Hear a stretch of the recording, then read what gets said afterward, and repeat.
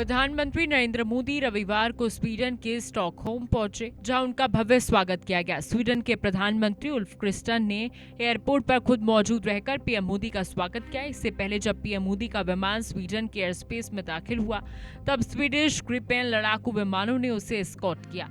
ये सम्मान किसी भी विदेशी नेता के लिए खास माना जाता है। पीएम मोदी 6 दिन की विदेश यात्रा पर हैं और स्वीडन उनका तीसरा पड़ाव है। इस यात्रा का उद्देश्य भारत और नॉर्डिक देशों के बीच सहयोग को मजबूत करना है। स्वीडन पहुंचे पीएम मोदी, पीएम क्रिस्टन ने स्वागत किया। ग्रिपेन जेट्स का एस्कॉर्ट। पीएम मोदी की यात्रा कई मायनों में अहम मानी जा रही है। वो 17 से 18 मई तक स्वीडन में रहेंगे और इस दौरान कई द्विपक्षीय बैठकों में हिस्सा लेंगे। इस दौरे पर ग्रीन ट्रांजिशन, डिफेंस, व्यापार, निवेश और आर्टिफिशियल इंटेलिजेंस जैसे क्षेत्रों में समझौता होने की संभावना है।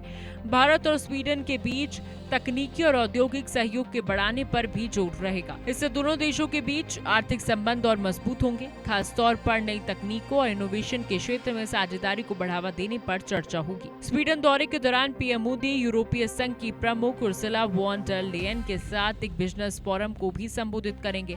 इस मंच पर यूरोप और भारत के व्यापारिक रिश्तों को और मजबूत करने पर जोर दिया जाएगा।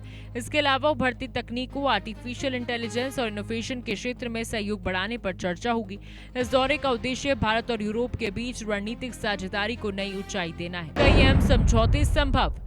ईयू फोरम को संबोधन।